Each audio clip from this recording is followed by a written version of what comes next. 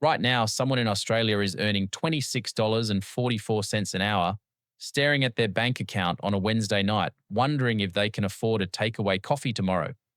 And right now, someone else is pulling in $350,000 a year, staring at their bank account on that same Wednesday night, wondering why they still feel broke.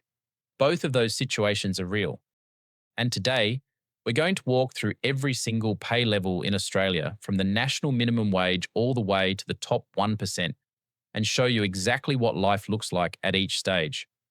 Real numbers, real tax, real take home pay, and the real lifestyle each salary actually buys you in 2026.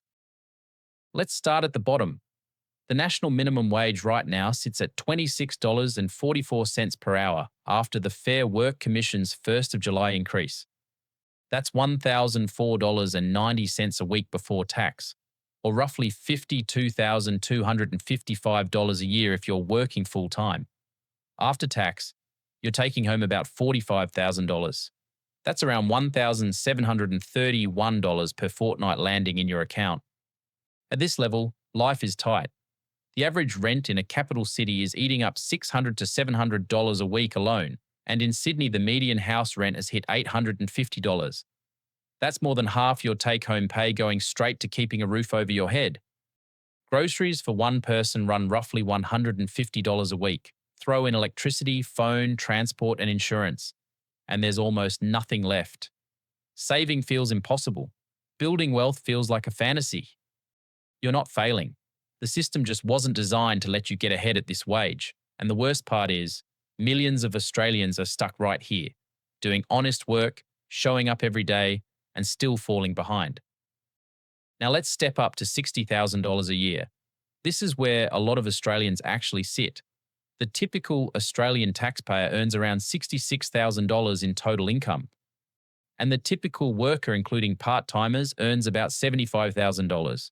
So at $60,000, you're sitting just under the middle of the pack.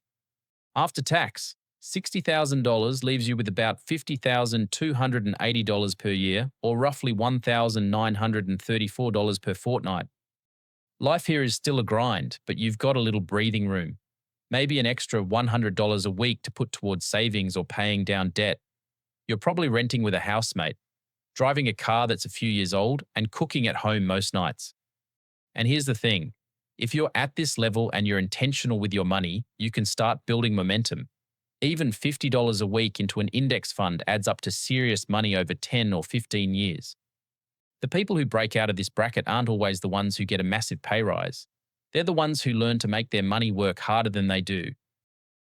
Jump to $80,000 and something shifts. After tax, you're taking home around $63,880, which is about $2,457 per fortnight.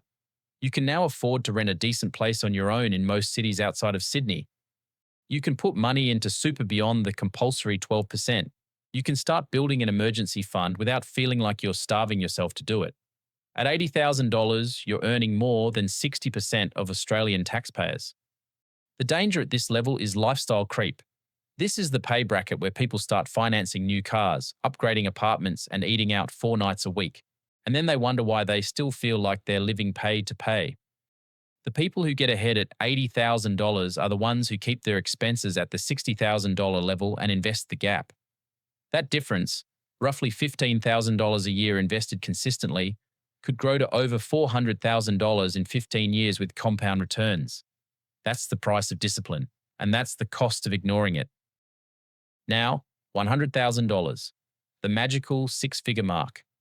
For decades, this was the number that meant you'd made it in Australia. But here's the truth in 2026. $100,000 puts you in the top 30% of individual taxpayers, which is solid on paper. After tax, you're looking at about $77,480 take home, or roughly $2,980 per fortnight. That's solid money. But in Sydney or Melbourne, where median house rents are $850 and $600 a week, you're still spending a huge chunk on housing. A 6-figure salary used to mean you could save a deposit for a home within a few years. Today, the median house price in Sydney is around $1.73 million, even after prices started falling this year. So even at $100,000, home ownership in a major city without family help is a genuine struggle. The cost of living has outpaced this salary. The $100,000 dream isn't dead, but it doesn't buy what it used to. What used to be a wealth building salary is now a comfortable survival salary in the big cities. And that shift happened faster than most people realize. Step up to $133,000 and you've just entered the top 17% of all Australian taxpayers. After tax, you take home roughly $99,900, or about $3,843 per fortnight. At this level, life becomes more comfortable. You can rent well, save consistently, invest meaningfully, and still enjoy your weekends. This is the salary range where wealth building becomes genuinely accessible, but only if you don't blow it all on a lifestyle upgrade every time your income ticks up. The biggest trap at this level is comparison. You start socializing with people who earn $200,000 or $300,000, and suddenly your $133,000 feels small. It's not. You're out earning more than 80% of the country.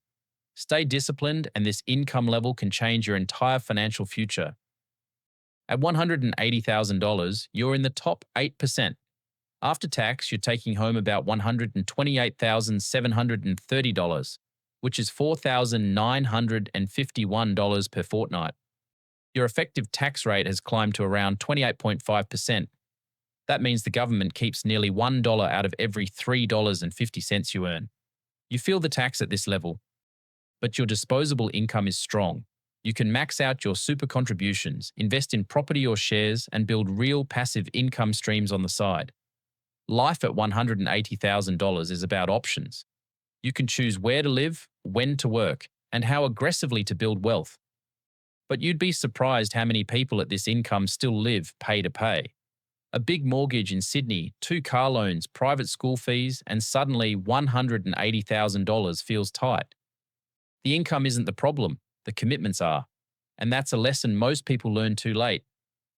Now let's talk about $250,000 and above.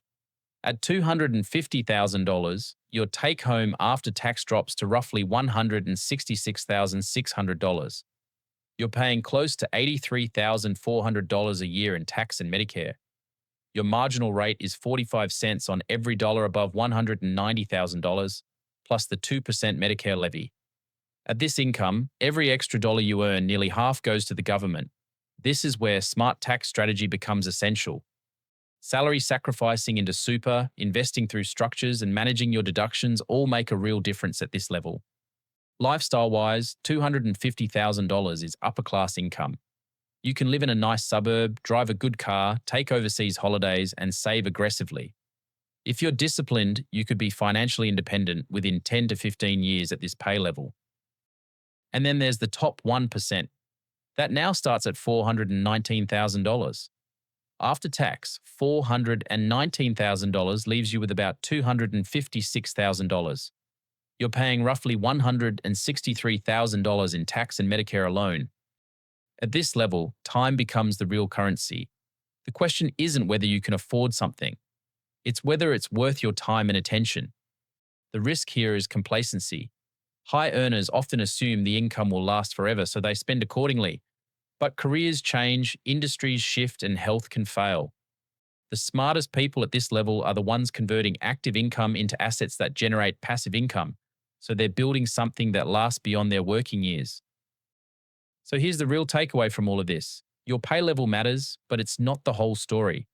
Someone earning $80,000 with a 50% savings rate will build more wealth than someone earning $200,000 who spends every cent.